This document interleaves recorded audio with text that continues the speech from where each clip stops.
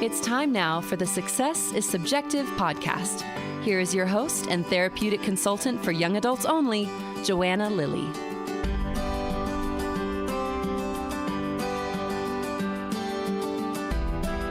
Hi, and welcome to the show. I know the anxiety that comes from watching a loved one struggle with a nonlinear path. This podcast was created to fight back against the narrow picture of success painted by social media. Each week, we share authentic stories from people who changed course, failed, and ultimately found their own definition of success. These are the stories you need to hear to prove that changing your mind is common and you don't have to have it all figured out at 18. If you're a parent or a young adult looking for a little proof, you're home. Now, let's get into today's episode. But if you'd like to explore how I can help your young adult, schedule a free consultation through my website link in the show notes below. Today, my guest is Dr. Jack Hinman. I say doctor tongue-in-cheek because we actually kind of joke about this in the interview, which you'll hear about in a second. But Jack is the founder and executive director of Engage Young Adult Transitions, and he's a licensed clinical psychologist with over 20 years of experience in a variety of treatment settings, including wilderness therapy, residential treatment, hospitals, and community mental health. His clinical foundation is rooted in attachment theory and dialectical behavior therapy, and he's passionate about helping young adults build independent, connected lives. Jack also serves on the board of the Young Adult Transition Association and maintains a local private practice. He lives in Cedar City, Utah with his wife of 28 years and has 2 children, and he's an avid mountain biker. Let's not wait any longer. Here's Jack.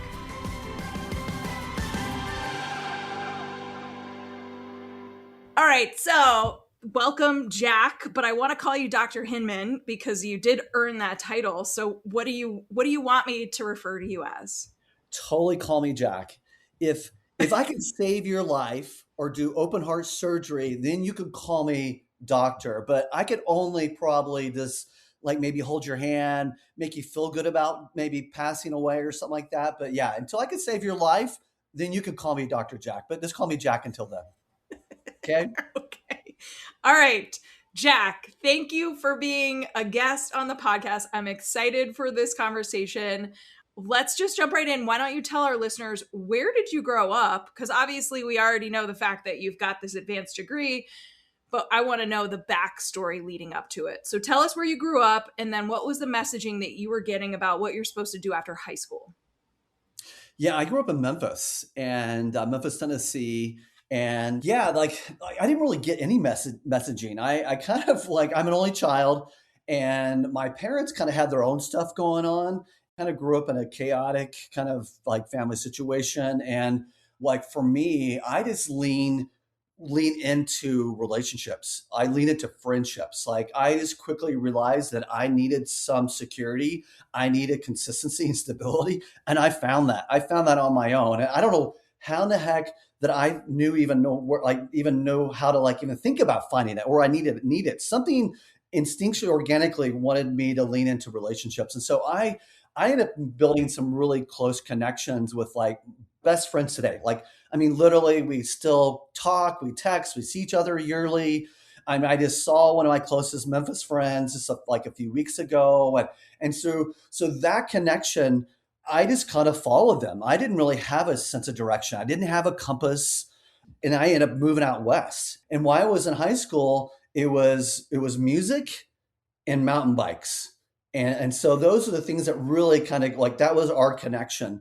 And so I moved out. Like I had a friend who came out to Utah during the summer, and he was like, he bought a mountain bike, and he came back. He's like, Jack, you are getting a mountain bike. I'm okay. I'll get a mountain bike. So I got a mountain bike, fell in love with mountain biking. And that's been my thread through my whole life is mountain biking. Like all my buddies, like people in this field, people outside this field.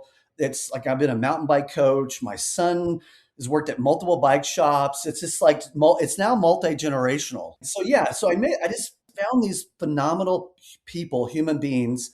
I moved out west and I didn't know what to do. I just was like, okay, I guess I'll do what they do. I guess I will go to school, I guess. And I mean, literally, it's so funny. I worked at the same places. We all had to work together. We worked at Toys R Us together. Like we worked at like grocery stores together. We all had to work together. It was this like little clan of these like Memphians that went out west. And like I said, they're still a huge influence in my life.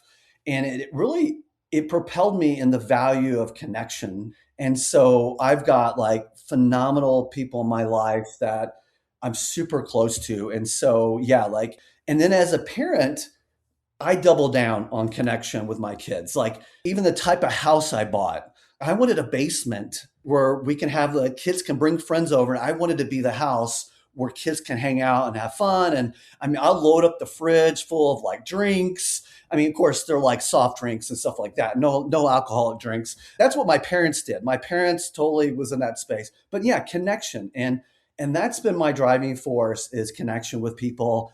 It's who I am. It's driving what I do today. It's connection. Yeah.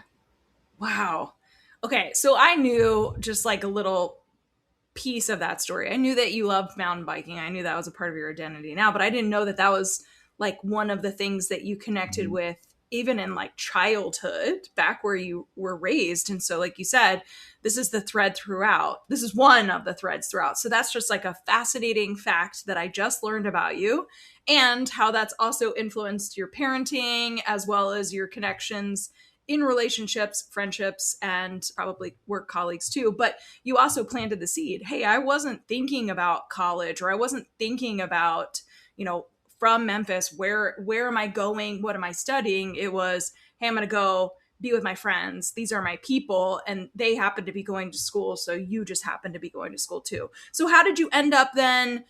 Like, what was that college experience like? Because I'm picturing here you are, a student alongside your friends, and you've also named that these are still like really healthy standing relationships to this day. Did you all study the same things? Like, did you go in different directions academically? Like, how did you support each other? Tell us about the college experience. No, we went kind of in a different direction. I was just like rudderless about what to do. I didn't know where to go. I was just taking random classes at UVU. It was UVSC at the time. It's in Orem. And I took a class. It was like some like hybrid, like wellness class, but also it was psychology. I get a psychology credit. And I just fell in love with the professor. And this professor was like, hey, Jack, do you want to be a TA next semester? And like nobody has ever asked me to do that. I barely graduated high school. I literally had to take driver's ed twice just to get a credit.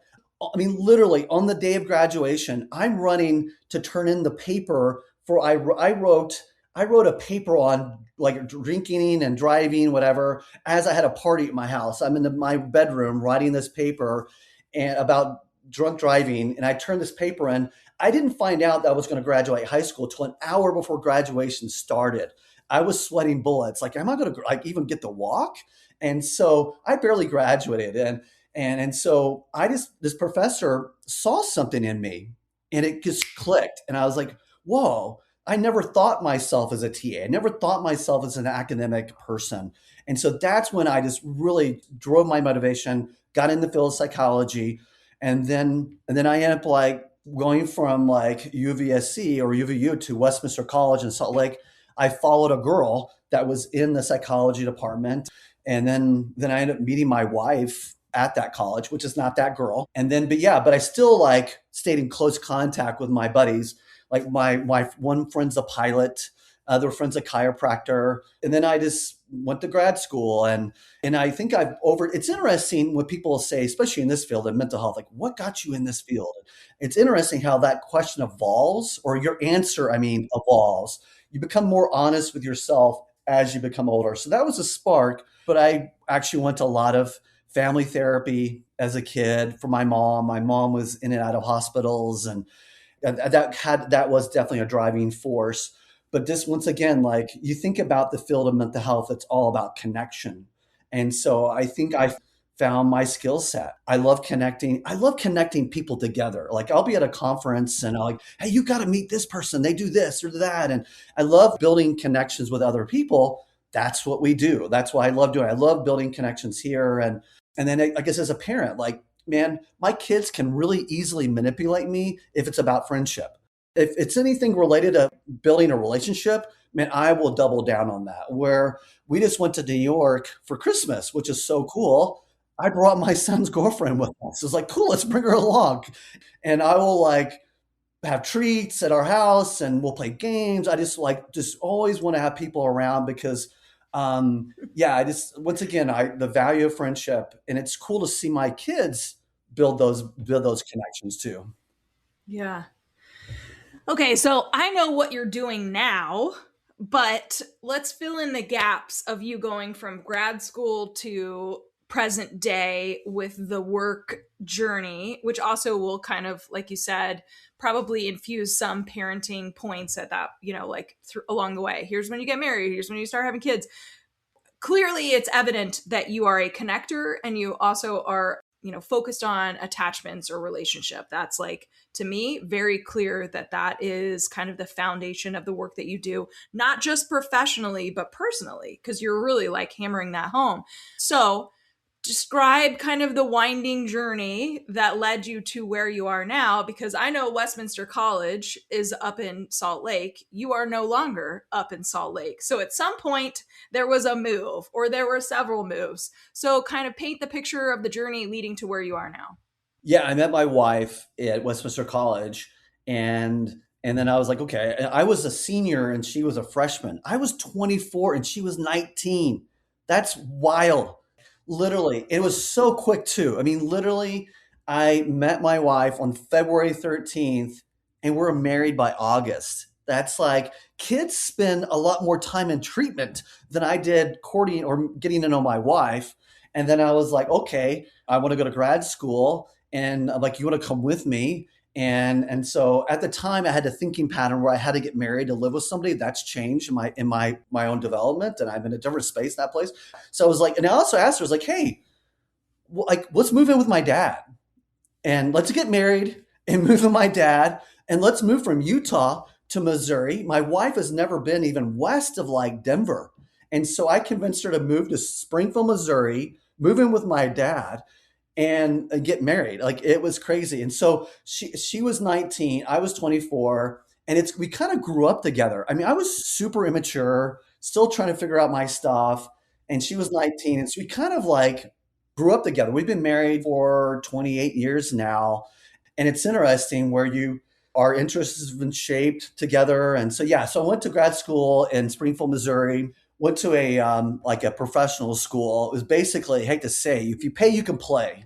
And you can get a really good education out of there, or you can get a very subpar education out of there. It was a private school. And so, I walked out of that and was in Missouri. And then I was like, okay, I got to do and I just had to build my vita or my history to get away from my college. It had subpar reputation. So I've got to get to a very, really good accredited internship. And so I went and did my internship at uni, which is now Huntsman. Phenomenal opportunity. They threw you in the fire. I'm talking, it was like they treated you like residents there. And then APA came in and were like, oh my gosh, these interns are working too much. Like you're working them to death. And so that was interesting. But it was baptism by fire. And then I'm like, okay, I got to continue to build my resume to get away from my college reputation, which is poor. That school closed down, by the way, which is interesting. So that school is shut down. And then I'm like, okay, I got to get an APA postdoc. So I went to Texas and was in this mental health situation and hated it, absolutely hated it. I'm like, I don't know if I want to be a psychologist anymore. I'm just like Googling stuff, trying to find stuff. I came across Sioux of Idaho when I was in Texas. I'm like, oh gosh, this looks interesting. Outdoor therapy? What is wilderness therapy? And then I went and it was a therapist for a little bit of time at Sioux, but met some amazing, awesome players today. People that have started programs, have had like huge impact on this field. I happened to be in a really cool cohort of people and trying to figure out. And one of those was interesting. So I was trying to get licensed, and Andy Sapp was also there too. And technically, he had more experience, but I was supervising him because I had a license, but he was really supervising me. And so that was really fun. And it was cool to see these people start programs and do amazing stuff. I just had awesome people like Hillary Moses, Andy Sapp, and Ty Ma. I mean, I was only there for a year, but it was such an impactful year for me. And then some guy came and taught about DBT. I'm like, oh my gosh, that's pretty cool. So I followed him to go to like a program to start a DBT do DBT. And so then I've been an executive director at a couple programs, and then clinical director. And then now, man, then I was like, okay, I want to do my own thing. And it's so interesting. It's a huge kind of like developmental experience for me to start a business and things you learn about yourself. And I was sitting there talking with my kids, like, hey, my kids and my family, hey, I'm thinking about starting my business. And the coolest thing was, Dad, you need to do this. Dad, you can do this.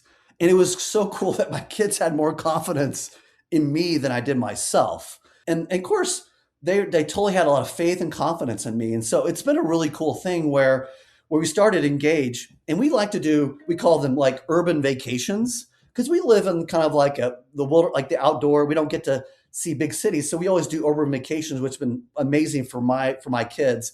But we always go on vacation. But anyway, it was the summer of Engage. We call it the summer of Engage, where my kids put together furniture. They were installing cameras, like they were mowing the lawn, they were doing bushes. I mean, it was the kids, like it was a family affair, which is really cool.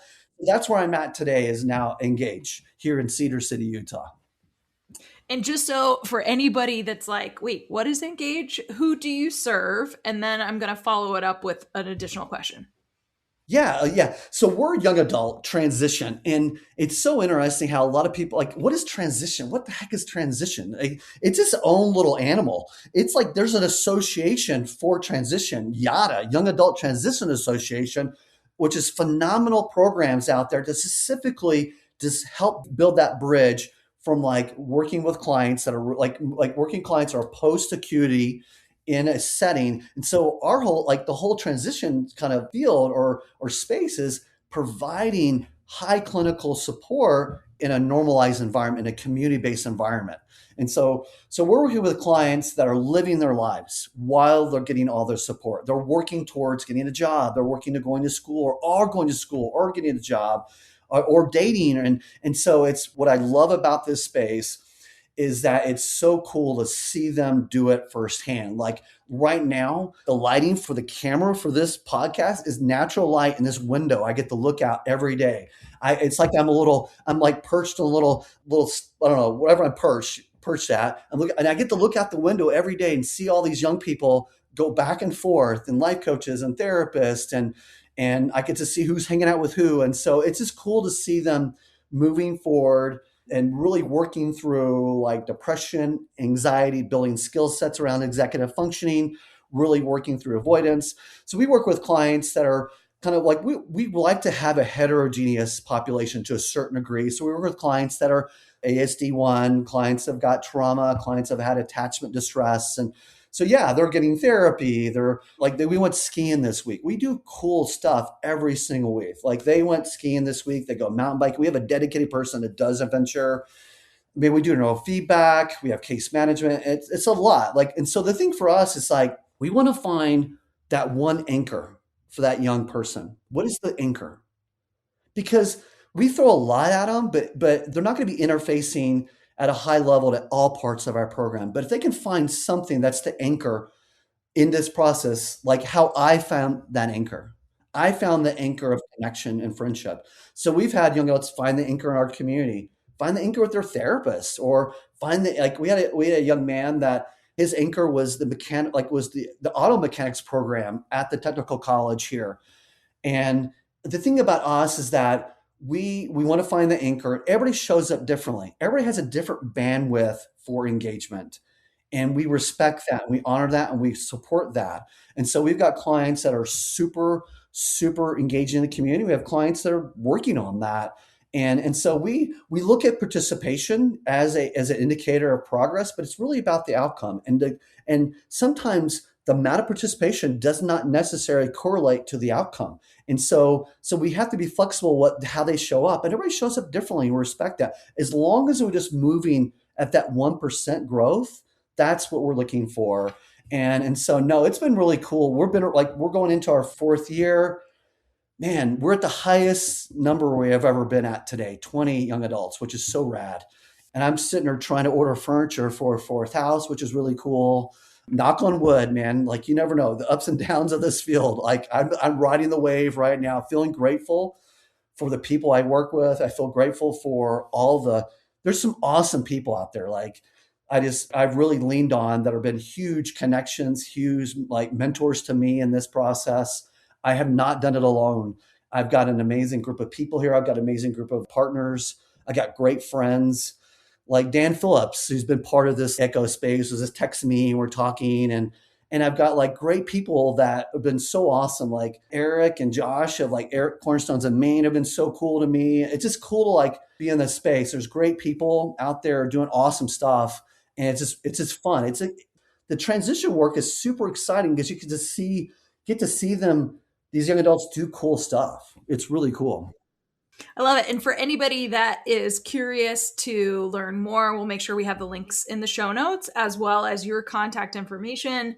So if you want to learn more or just connect with Jack in general, again, call to action, info in the show notes. Make sure you check it out.